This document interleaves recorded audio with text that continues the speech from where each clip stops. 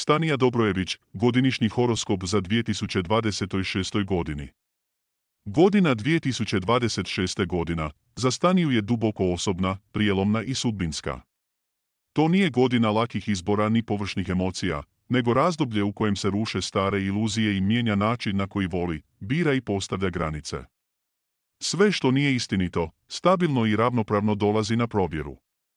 U prvoj polovici godine snažno se budi potreba za ljubavlju, bliskošću i potvrdom. Privlači muškarca snažne karizme, moći i statusa, s kojim postoji jaka kemija i strast. No ispod površine odnos je neuravnotežen, ona daje više, čeka više i nada se više nego što realno dobiva. To je ljubav puna intenziteta, ali i neizvjesnosti. Krizni period godine traje od lipnja do rujna, a najteži mjesec je kolovoz. Tada dolazi do emocionalnog vrhunca i suočavanja s istinom. Iluzije pucaju, odnosi koji nemaju čvrste temelje ulaze u krizu ili završavaju. Kolovoz nosi osjećaj razočaranja, unutarnje praznine i snažnog emocionalnog umora. To je mjesec u kojem shvaća da više ne želi ljubav kroz borbu, čekanje i dokazivanje vlastite vrijednosti. Kriza je bolna, ali nužna jer zatvara sudbinski krug koji se ponavlja u godinama. Nakon rujna pritisak popušta. Emocionalna jasnoća se vraća, a ona postaje mirnija i sigurnija u sebe. Krajem godine događa se preokret. U njezin život ulazi muškarac potpuno drugačije energije, miran, stabilan i emocionalno zreo. Ne osvaja dramom nego prisutnošću. Uz njega nema igara, nesigurnosti ni straha od gubitka. Strast postoji, ali je tiha i duboka, a iznad svega prisutan je osjećaj sigurnosti i poštovanja. Ona prvi put osjeća da ne mora stalno biti jaka. Kriza u 2026. godini ne služi da je slomi, nego da je oslobodi. Ljubav u 2026. godine.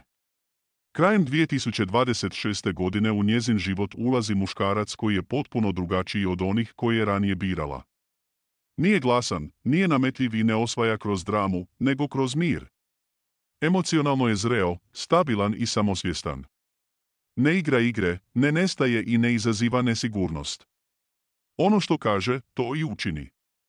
Uz njega nema stalnog čekanja, nema preispitivanja vlastite vrijednosti i nema borbe za pažnju.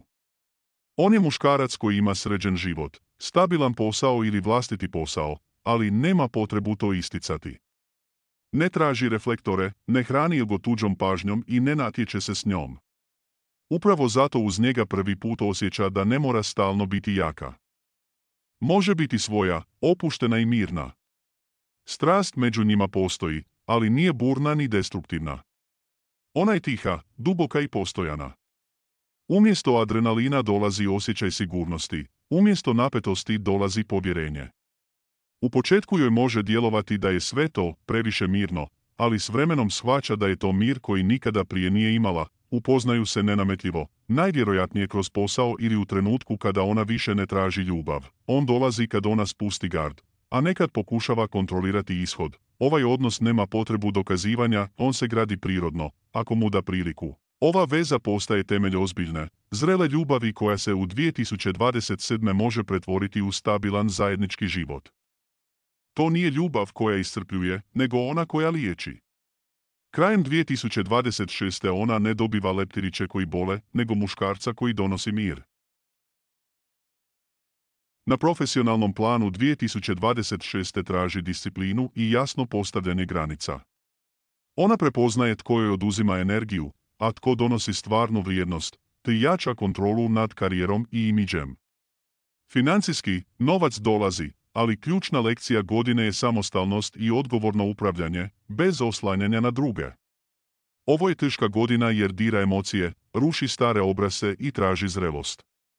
Ali nije kazna, ona je reset. Iz 2026. ona izlazi emocionalno snažnija, svjesnija sebe i spremna za ljubav koja ne iscrpljuje, nego smiruje. Nakon ove godine, ona više ne bira isto i upravo zato joj se život mijenja. Kako da naručite izradu astrološke prognoze? Branko Životin. Kontakt životin@astrovojvodina.com Hvala što ste posjetili YouTube kanal Astro Vojvodina. Astrolog, prognozer Branko Životin.